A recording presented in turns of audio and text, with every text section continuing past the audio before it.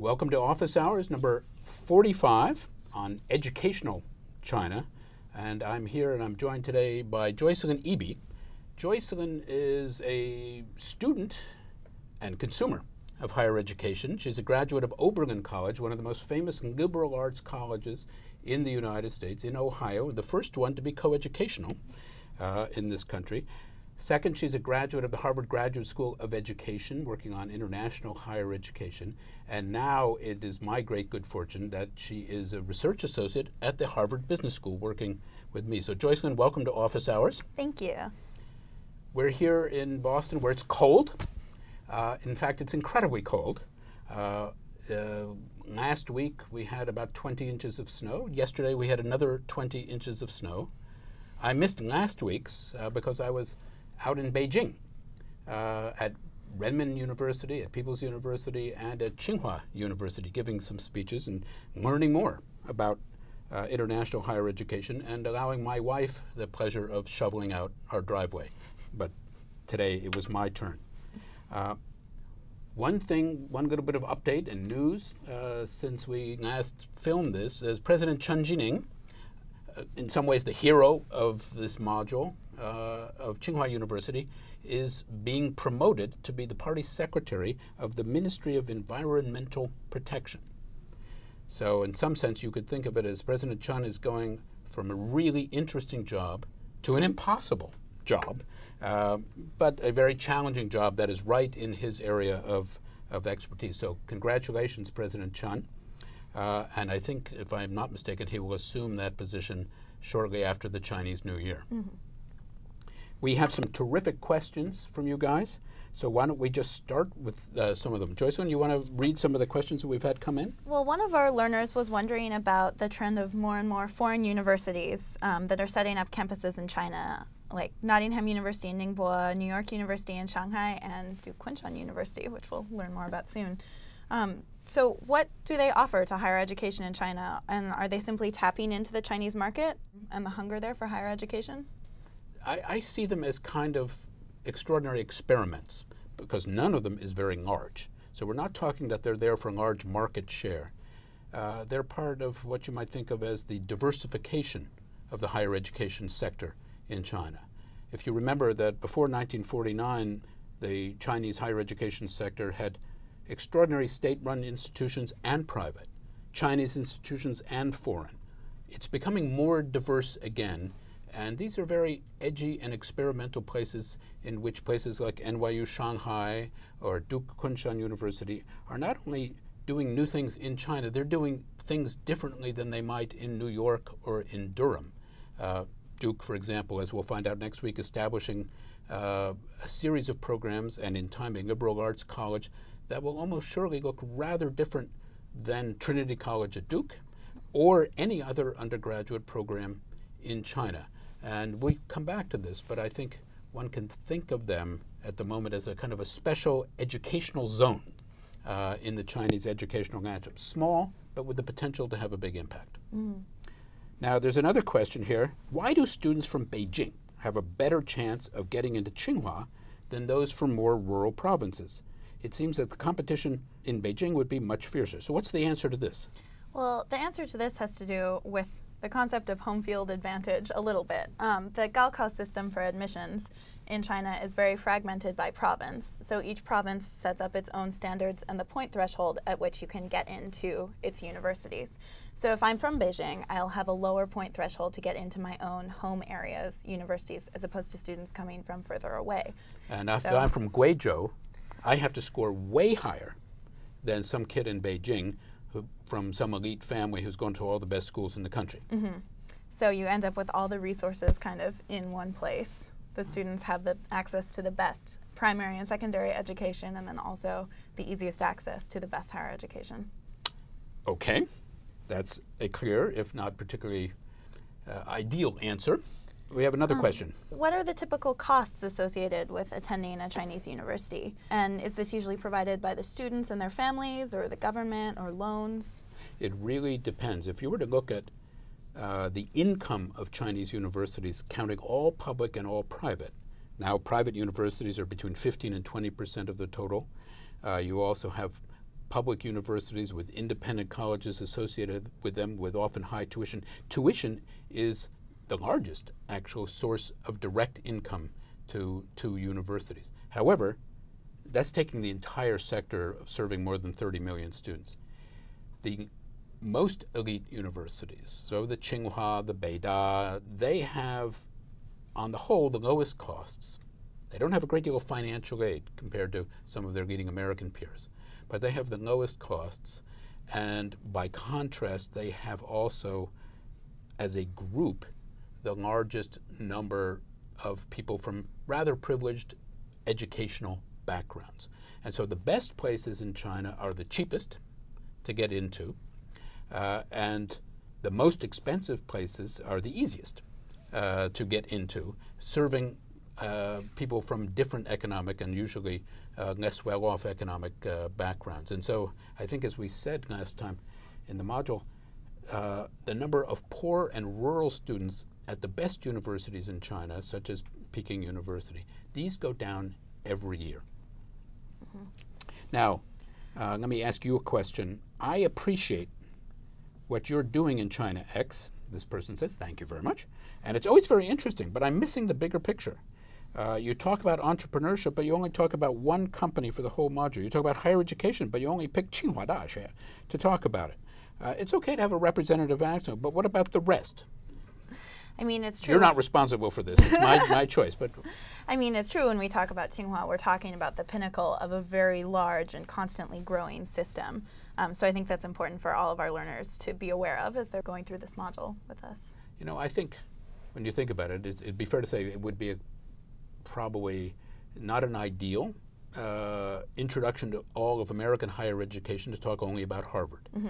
But I think Tsinghua University, in a little bit different way, the reason we chose Tsinghua is that it has passed through so many of the phases that have defined higher education in China, mm-hmm. starting as a Sino-foreign enterprise, becoming a great state-run institution, being dislocated by the war and the Civil War, being Sovietized, being the center of struggle at the Cultural Revolution, and now becoming again a great comprehensive university and international university. That is why mm-hmm. I chose it, and quite frankly, we just didn't have time to do all. Mm-hmm. Another learner writes in, I have the feeling that the higher education still has shadows of the old examination system before 1905. Memorization, rote learning, scary, intense examinations. What do you think? I mean, the Gaokao and the college entrance examination is certainly scary and intense. I don't know how much of it is connected through from the previous examination system for the civil service, but that's certainly a good characterization of the system as it is. But you could say, by contrast, you know, in the United States, I mean, we have these stereotypes. The Chinese memorize and the Americans create. But the Americans often don't remember what they've learned. Memorization has its points in the learning of language, in the inculcation of values, and it is something that, you know, I'm old enough to remember. I had to memorize when I was in junior high school the Declaration of Independence. When I was learning French, I did it in part by the memorization of poems and passages from French literature. I think memorization is underrated mm-hmm. In this country, but maybe it's just an old guy's point of view. Let's look at some of the other really quite interesting discussions that we got from this last week. You want to see what else other questions that were sent in? I mean, you started to discuss this a little, looking at memorization versus creativity in the mm-hmm. American system. One of our learners wanted to know if creativity and innovation can truly flourish where freedom of debate and intellectual exchange is severely restricted. You know, and I think that is the fundamental question with which we are left after this module. You know, the question of, can you have liberal education in a politically illiberal system? Mm-hmm. As we said, the German example of the 19th century shows that perhaps the answer is yes, but only if the university is insulated to some degree from the political demands of leaders or of society in some ways. And I think this is why special educational zones and whether they are whole universities or parts of universities, are so essential, in my view, for the future of Chinese higher education. For Tsinghua, for example, the setting up of Schwarzman College could well be one of these extraordinary special zones of international and unfettered inquiry in the midst of a great university. By and large, I must say, it's been my experience that what one can say within the walls of a Chinese university is really quite wide-ranging in scope. Not perfectly wide-ranging, but much more wide-ranging than many people believe. However, at the moment, we're in an instant in which the government, and particularly the Chinese Communist Party, is seeking not so much to limit expression, but to focus it toward what one might call party-mindedness. And it reminds me of what the Kuomintang tried to do in the 1920s and in the 1930s. There's a great book for those of you who want to do more reading on this subject by the great Berkeley historian Ye Wenxin. It's called The Alienated Academy, about the struggle between party and intellectual in an earlier period of Chinese history.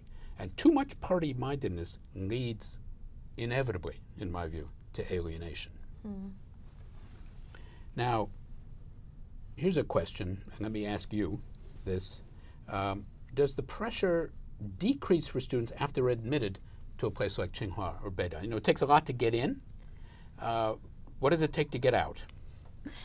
In terms of what it takes to get out, we see that almost all students who get into the school will eventually graduate, certainly a much higher ratio than we see in the US. Whether they're accustomed to working that hard and continue to work that hard, or the pressure does somewhat decrease for them, is a question. But we are seeing a very low failure rate. Right. Well, if you were to see the grades that I gave to my undergraduates this last term, you know, Tsinghua gives much tougher grades, but everybody graduates. Harvard gives pretty easy grades, and everyone graduates. Shutu Tonggui, we can say, two different ways to the same outcome. Now, let me ask you another question. Is Gaokao the only way to get into, one of our learners asks, a Chinese institution of higher education? Well, there used to be some exceptions where if you had a particular talent, an athletic ability, a musical ability, you would score extra points or even be able to go directly into university. However, we've seen there's been a recent change to the Gaokao system, and they're tightening up those restrictions, or tightening up those extra point opportunities. So we're limiting it back down to the examination. It's very interesting because Gaokao used to be. The reason it hasn't been abandoned, even though almost everyone knows its limitations, is that it is one of the few things that people believe is actually honest, honestly administered, and fair, meritocratic, even if people have rather different educational foundations from which they're coming to take the examination. And now it's becoming more tight, once again. Trying to close the loopholes. Trying to close the loopholes in this way. Other questions? Well, you started to talk about the party-mindedness coming in a little, and a lot of students brought to our attention the recent pronouncement from Yuan Guiren. We had Yuan Guiren is the Minister of Education of the People's Republic of China. Yes, and he had a lot to say this week about Western values in textbooks in the universities. So some students were wondering what freedom the President Chen might have and other university authorities might have in this environment where it seems that the Ministry of Education is getting more critical of what's happening on university campuses. So here's the big question of what is Western and what is Eastern. Remember Zhang Zhidong's famous phrase, 中学为体, 西学为用, Chinese learning for the foundation, Western learning for practical application. But that's at a moment, more than 100 years ago, when people could actually define what Chinese learning was. Learning in the classics, the learning that would be tested in the imperial examinations, a culture that wasn't just Chinese, but was culture with a capital C for all of East Asia, and Western being thinking of technology, science, ballistics, whatever, applied knowledge. Today, you know, I don't know what the West is as a unity precisely, and I think very few Chinese do as well. I think that France is rather different than the United States, and different sets of both shared and different sets of values. But what is Chinese is also very difficult to explain. The last that I remember, Marxism-Leninism is not a Chinese idea. It's actually a Soviet idea of the unity of thought, or at least a putative unity of thought of a German and a Russian in building the kind of system that China now is enjoying. China is under a Western political system. And when I said something like this at the Central Party School in a lecture not too long ago, not everyone agreed with me, and I totally respect that. But I think the question is, here we have in Tsinghua University, a university that doesn't exist without a kind of a Western foundation to it, a Western-oriented foundation, and its biggest future project is internationally oriented in Schwarzman College. And it's very interesting in the Tsinghua University anthem, the Song of Tsinghua, which dates back to the Republican period, has an interesting line. Can you tell us this line? There's a line that says, 东西文化荟萃一堂. And how will you translate that, Joycelyn? As Western and Eastern culture gathered together under one roof. This is the song and in some sense, at the heart of the anthem of the values of Tsinghua University. Whatever Mr. Yuan says, I don't see that going away. Okay, our discussion question this week, to which we will now read a number of your very interesting answers, was, what do you think are the main challenges facing Chinese higher education, and Tsinghua University in particular today? And how do you believe that the president of Tsinghua should address these issues as they pertain to Tsinghua? And you've given a variety of really fascinating answers to that question. Why don't you start with Sylvia, 26MC. She writes that top students still go to the US and UK to study, particularly engineering degrees, and now many scholars are returning to China, being lured back to elite institutions like Tsinghua, who give them large research budgets. And we can add to that it's not just elite institutions like Tsinghua, but also many different sectors in the economy that are looking more and more attractive. But Sylvia also wanted to add that there is little protection for patents. Professors cannot be sure that their research will be protected, and there is still a huge amount of bureaucracy that does not help junior faculty rise up the ranks. And seniority is still extremely important in Chinese universities. In the US, the tenure system protects professors from being fired for their research and their beliefs, but many schools are full of aging professors who hate teaching and do little research. Is that meaning in China or here? I'm not so sure. Okay. And Sylvia seems worried that this has happened quickly in even the top universities in China. I think much of what she says certainly has been true. There's a significant, and I think the political protection of the tenure system in the United States is extremely important today. There are other legal protections, however, for American faculty that go beyond the awarding of tenure. And you see tenure as an institution decreasing in Chinese universities, sometimes for good reasons, because it freezes too many people for too long in one place, but sometimes not for, in my view, terribly good reasons. But I do see change in this regard, and a change particularly at some of the leading universities that are trying to find a way, even if they are as consumed as they have to be about these rankings that measure only research, about how to improve instruction, how to improve classroom instruction, and how to improve what you might call inspiration in the classroom. And this is the task of these series of new liberal arts programs that every major university, Peking University, Tsinghua University School of Economics and Management, Fudan College at Fudan University, Boya College at Sun Yat-sen University. This is a movement that is, I believe, gathering steam and will change some of what Sylvia 26MC is worried about.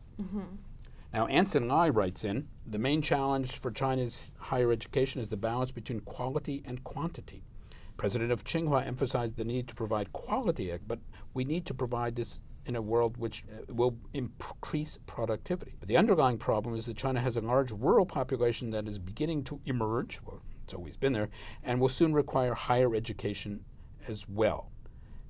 What is he's talking about the challenge, what you might say, of equal access to higher education. Now, wouldn't you say, I mean, we've got suddenly we've gone from 2 to 6 to 34 million people over the last 3 decades in Chinese higher education. Isn't that enough? Well, I would say that China has definitely done an incredible job in rapidly increasing access to higher education. I think the quality point is something that China will continue to look at in the future. And there are still fewer, as a percentage of their age cohort, there are still fewer people going to higher education in China, but that percentage has been rapidly increasing. I think an even bigger problem now, potentially, is the difficulty of finding a job after you have a university diploma and having the economy expand so that the graduates can be absorbed. Right. Nobody, I mean, I've dealt over the years with many parents who send their children to Harvard and other American universities. I haven't met a single parent who sends their kid to a university with the idea that they will be unemployed afterwards. And so this is a huge concern of parents and of children. And I think there's a psychological moment of shift in which it used to be, if you get into any Chinese university, the state will get you a job, and it'll be a decent job in the bureaucracy and so on, or a state-owned enterprise. Those days are over. You can still get a job in these areas, but it's highly competitive. And today, with 30-something million in the system, the number of excellent jobs to be gotten right away will be necessarily fewer than when 2 million people were graduating from universities. So it's a challenge, but it's a broad and open marketplace too, as well. Now, who else do we have? We have another comment from In Vivo, who wrote that education has to be more than just skills and facts, and it's important for anyone in the sciences to understand society and its impacts that science has upon it. In Vivo is writing to us from Berlin and believes that the concept of educating the whole person is very valid today, even though it is entirely dead in Germany these days. Das ist sehr traurig. Very sad. I'm very unhappy to hear that the concept of liberal education, Humboldtian education, is dead in Germany. I'm going to go there in another couple of months to research this myself. I don't think it's true. I think German universities, after many great difficulties, you take something like the Humboldt University in Berlin, the founder of the concept of the modern research university and of modern liberal education, had a very tough 20th century. You know, fascism and communism turned out, in this context, not to be so great for the quality of higher education. And yet it, like its brother across town, the Free University of Berlin, are two leading German universities again. But we don't have time to talk about that now. If you want to learn about that, there should be a book coming out in about a year in which we will talk about that. Jenny Howsam writes in, says, there are two main areas that are key to effective learning experience: the nature of the curriculum and the attitude toward learning. Just to take the first of these, one of the things that she says stood out to her this week was the need for breadth within the curriculum, a generalist approach. And she says, we wouldn't consider serving a meal consisting solely of potatoes because it wouldn't meet our nutritional requirements. Likewise, an education based solely, for example, on the sciences misses out on the skills and depth of learning that a broad curriculum has to offer. Terrific statement, it seems to me. Okay, just a couple more, and then we will liberate you all from these office hours. Suaseno says what? One of the biggest challenges he thinks is facing higher education today is that modern Chinese education has always been very good or excellent at sharpening the existing saw, so to speak, instead of creating new saws or even bypassing saws altogether, and mentioned an analogy that compares this to top Chinese piano players and students being very good at playing, but what about people creating music, becoming the next Beethovens or Mozarts? So they play existing repertoires without creating their own. I think we shall wait and see. And whether within Chinese musical traditions or international musical traditions, I think this is a rather premature judgment myself. Having gone to Oberlin Conservatory, I went to school with a lot of excellent Chinese composers, so I think in the next few years we'll be seeing some change. Good, good. There's another point that the same learner writes in. It says, we need more humanity to balance engineering. Where has gone the 1,500-year practice, very interesting point, of poetry composition in the old imperial examinations? One of the things he admires the most about historical imperial exams is the exam required the composition of poems to reflect writers' emotions and moods and so on. So just think, there's no answer to this, what if every party secretary, or if, quite frankly, everybody running for office in this country had to be able to put their emotions and conceptions in poetic form? The world would be a much more interesting and learned place. Another comment, I have the impression that Tsinghua University will create a great supply and quantity of future political and ministerial leaders, but what about qualified entrepreneurs, like a future Chairman Liu or Chairman Danin or Jack Ma? That's a great question, because the leaders of Chinese business today, by and large, there are a few exceptions like Robin Li of Baidu, who graduated from Peking University, by and large are not graduates of the elite universities, and this is certainly something to follow. Well, here's a question from DRC 953. Is there a concern about brain drain in China right now? That smart and motivated young people will travel to Europe or America for their studies and never come back? I think this was a concern before, but it's actually becoming less and less of a concern. We're seeing still huge numbers of students study abroad out of China, but also huge numbers of students, increasing numbers of students, are coming back to start their careers in China as well. Right, just last year, more students left China than came back, but then the difference was very narrow, and it's been a narrowing difference really over the last over the last 10 years. Now, a few final comments. Hamish M. Comments on our student interviews with Xu Xiang, highlighting a question and a problem in Chinese higher education about performing in entrance examinations, but then when they get to university, they cannot cope with independent study. I'm not sure that is certainly not true of Xu Xiang, may be true of others. And then Hamish M. talks about people's educational lives being shaped by test prep factories. So tell me what a test prep factory is like. Well, there was a great article in the New York Times about this recently that Hamish M. also mentioned. But test prep factories teach you very narrowly about the exam to prepare you to just make enough points to scramble into any university, because even though we have this expanding university system, it's still competitive to get into.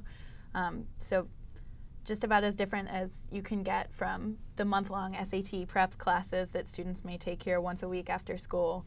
May take or do take? Increasingly do take. So it's this examination disease, it's not just a Chinese problem, although they have taken the test prep operation to an art form. Finally, let us deal then with the departure of President Chen and the future of Tsinghua University. P.C. Zhang writes in, he's proud, and rightfully so, that Tsinghua University is my alma mater. I am proud that my alma mater is the focal point of this week's module, and very proud of the Tsinghua School motto. What's the Tsinghua School motto? Self-discipline and social commitment. Self-discipline and social commitment together. A set of phrases actually that dates back, comes from the Book of Changes, and it is a commitment and a recommitment to these values that, in my experience, even after my visit in this last week, and I should say especially after my visit in this last week, I see no retreat from.